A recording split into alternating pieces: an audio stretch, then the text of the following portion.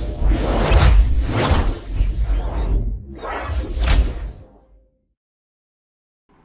Friends, इस lecture में हम लोग देखेंगे equation of a line passing through a given point and perpendicular to given lines. तो फ्रेंड्स यहाँ पे अगर मान लीजिए इस लेक्चर में हम लोग ये देखेंगे कि अगर मान लीजिए हमको एक ऐसी लाइन की इक्वेशन निकालनी है जो गिवन दो लाइन के परपेंडिकुलर हो और किसी स्पेसिफिक पॉइंट से पास कर रहे हो, तो इसकी इक्वेशन हम कैसे निकालेंगे, वही फ्रेंड्स इस लेक्चर में हम लोग सीखेंगे। तो फ्रेंड्स देखिए, to find the equation of a line that passes through a specific point and is perpendicular to other given lines we rely on a core concept of cross product. तो friends यहाँ पे ये कह रहे हैं कि जैसे हम लोग ने क्रॉस प्रोडक्ट निकाला है, पहले भी हम लोग ने कई लेक्चर्स में देखा है, तो वही कॉन्सेप्ट हम लोग यूज़ करेंगे। मतलब फ्रेंड्स यहाँ पे देखिए, हम लोग क्या करेंगे, हम लोग जो गिवन हमको दो लाइन के जिसके हमारी जो रिक्वायर्ड लाइन परपेंडिकुलर है, तो उन दोनों लाइन के डायरेक्शन रेशियोज जो है ना, उनका हम लोग क्रॉस प्रोडक्ट निकाल लेंगे। तो क्रॉस प्रोडक्ट आपको पता है कि वो हमेशा परपेंडिकुलर आएगा जिस प्लेन में गिवन वेक्टर है उसके, तो उससे हमको हमारी जो नई वाली लाइन है उसके डायरेक्शन रेशियो मिल जाएंगे। ठीक है फ्रेंड्स, जब डायरेक्शन रेशियो पॉइंट मिल जाएगा, वही मुझे चाहिए होता है किसी भी लाइन की इक्वेशन लिखने के लिए, तो मैं फ्रेंड्स वो वैसे मैं इक्वेशन निकाल लूँगा। ठीक है फ्रेंड्स, अब देखिए फ्रेंड्स यहाँ पे यही लिखा हुआ है, a point P x1, y1, z1 is given through which the new line passes its position vector is A x1 i cap, y1 j cap, z1 k cap. तो फ्रेंड्स ये यहाँ पे ये लिखा हुआ है कि लाइन जो है आपकी वो एक पॉइंट से पास कर रही है जो पॉइंट ऐसे आपको x1, y1, z1। ठीक है फ्रेंड्स, अब आपकी जो न्यू लाइन है वो परपेंडिकुलर है लाइन L1 और L2 के, हैविंग डायरेक्शन रेशियो B1 और B2। मतलब L1 लाइन है उसका डायरेक्शन रेशियो V1 है और L2 लाइन है उसका डायरेक्शन रेशियो B2 है। और लाइन जो है आपकी इन दोनों, जो नई वाली लाइन आपकी जो हमको चाहिए जिसकी इक्वेशन लिखनी है, वो इन दोनों के परपेंडिकुलर है। तो उस लाइन का डायरेक्शन रेशियो कैसे आएगा फ्रेंड्स, B। ये उस लाइन का डायरेक्शन रेशियो है न्यू वाली लाइन का। ठीक है फ्रेंड्स, तो जो हमारी वो लाइन आपकी जो ये वाली लाइन है वो L1 लाइन के भी परपेंडिकुलर है और L2 लाइन के भी परपेंडिकुलर है। तो उनके जो डायरेक्शन रेशियो के से क्रॉस प्रोडक्ट निकलेगा, उससे जो हमें वेक्टर मिलेगा वही उस नई वाली लाइन का हमारा डायरेक्शन रेशियो होगा, है ना फ्रेंड्स, क्योंकि क्रॉस प्रोडक्ट हमेशा परपेंडिकुलर वैल्यू देगा, है ना फ्रेंड्स। तो फ्रेंड्स यहाँ से हमको नई वाली लाइन का डायरेक्शन रेशियो भी मिल जाएगा, और जब हमें डायरेक्शन रेशियो मिल गया और लाइन पर पॉइंट मिल गया, तो फ्रेंड्स हम लोग लाइन की इक्वेशन लिख सकते हैं। ठीक है फ्रेंड्स, यही मैंने यहाँ पे फ्रेंड्स किया हुआ है।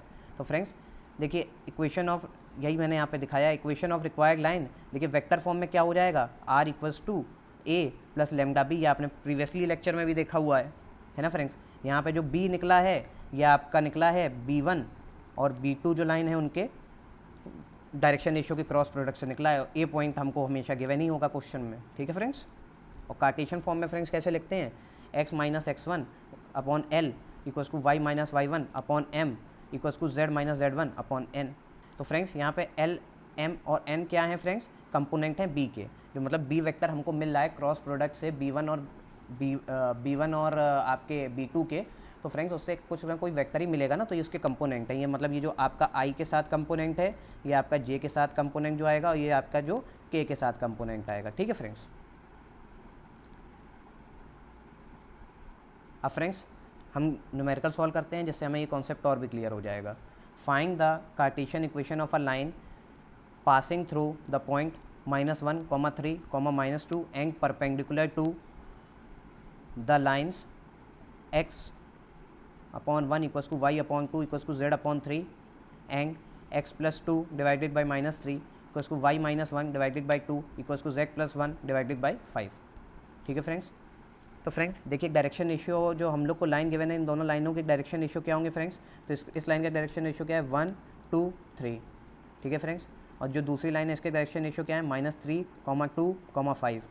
ठीक है फ्रेंड्स, देखिए तो 1, 2, 3 और दूसरी लाइन के डायरेक्शन रेशियो क्या है, -3, 2, 5। ठीक है फ्रेंड्स, तो फ्रेंड्स जो हमारी नई वाली लाइन है जो हम लोग निकाल रहे हैं, जो इन दोनों लाइनों के परपेंडिकुलर है, उसके डायरेक्शन रेशियो कैसे निकलेंगे फ्रेंड्स, तो क्रॉस प्रोडक्ट कर लीजिए। तो फ्रेंड्स जो क्रॉस प्रोडक्ट होगा, इससे हमें फ्रेंड्स उस जो लाइन हम लोग नई लाइन की इक्वेशन लिखना चाह रहे हैं उसके डायरेक्शन रेशियो मिल जाएंगे फ्रेंड्स, है ना। तो फ्रेंड्स हम लोग उसका क्रॉस प्रोडक्ट निकाल लेते हैं। तो फ्रेंड्स सबसे पहले हम लोग आई का कंपोनेंट लिख लेते हैं। तो फ्रेंड्स आई का कंपोनेंट लिख रहे हैं, तो आई तो फ्रेंड्स यहाँ पे आई जाएगा लिखने के लिए। ठीक है फ्रेंड्स, अब फ्रेंड्स आई आपका इस रो में लाइक कर रहा है, इस कॉलम में लाइक कर रहा है, तो इन एलिमेंट्स को हटाने के बाद कौन से एलिमेंट बचे, यही एलिमेंट बचे फ्रेंड्स। इनका हम लोग डिटरमिनेंट सॉल्व कर लेंगे। 5 × 2 तो हो जाएगा 10, -2 × 3 तो ये हो जाएगा 6। ठीक है फ्रेंड्स।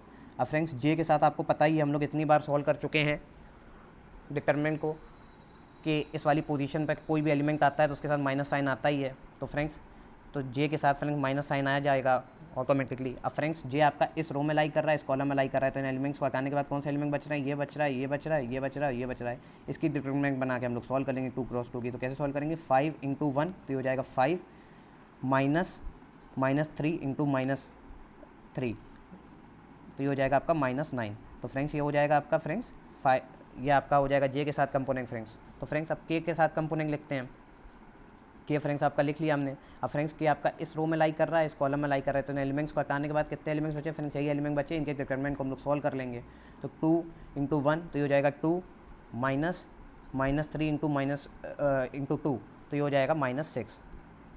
तो फ्रेंड्स आपके के साथ भी कंपोनेंट आ गया। ठीक है फ्रेंड्स। अब फ्रेंड्स जब आप इसको सॉल्व कर लोगे तो आ जाएगा आपका 4i cap -14 j cap + 8k cap. तो फ्रेंड्स ये जो नई लाइन है जिसकी हमको इक्वेशन लिखनी है उसके डायरेक्शन रेशियो में मिल गए फ्रेंड्स, है ना फ्रेंड्स। और फ्रेंड्स पॉइंट उस लाइन पे हमको पहले से ही क्वेश्चन में गिवन था, पॉइंट उस लाइन पे क्या गिवन था फ्रेंड्स, जो पास जैसे लाइन पास कर रही है -1, -3, -2। तो फ्रेंड्स अब हम उसकी इक्वेशन लिख सकते हैं। देखिए फ्रेंड्स यही मैंने पॉइंट यहाँ पे लिखा हुआ है, since the required line Passage through the point -1, -3, -2 तो देयर फोर कार्टेशियन इक्वेशन हम लोग कैसे लिख सकते हैं फ्रेंड्स। तो फ्रेंड्स नई वाली लाइन के डायरेक्शन रेशियो क्या है, 4, -14, 8। तो फ्रेंड्स ये तो आपके डिनोमिनेटर में एज इट इज आ ही जाएंगे। और फ्रेंड्स आपको जो पॉइंट पहले पता ही था, लाइन हमारी कौन से पॉइंट से पास कर रही है, -1, -3, -2, तो वो पॉइंट्स यहाँ पे आ जाएंगे। तो x - x1 तो x1 की वैल्यू क्या हो जाएगी फ्रेंड्स, यहाँ आपकी -1 हो जाएगी। y - y1 तो y1 की वैल्यू फ्रेंड्स आपकी 3 हो जाएगी। ठीक है फ्रेंड्स। और z - z1 तो z1 की वैल्यू फ्रेंड्स आपको क्या आई थी, -2 गिवन है क्वेश्चन में, तो z - z1। फ्रेंड्स जब आप इसको सॉल्व कर लेंगे तो हमारी लाइन की इक्वेशन आ जाएगी x + 1 / 2 = y - 3 / -7 = z + 2 / 4। यही फ्रेंड्स हमारी रिक्वायर्ड लाइन की इक्वेशन है। जो लाइन आपकी जो क्वेश्चन में गिवन लाइन थी उसके ये लाइन परपेंडिकुलर है और गिवन पॉइंट से पास कर रही है। तो फ्रेंड्स आशा करता हूँ मैं आपको ये कॉन्सेप्ट समझा पाया हूँगा। अगर फ्रेंड्स आपको हमारी वीडियो हेल्पफुल लगी हो तो इस वीडियो को लाइक करें, इसे अपने फ्रेंड्स का शेयर करें और हमारे चैनल को सब्सक्राइब करें। Thank you friends.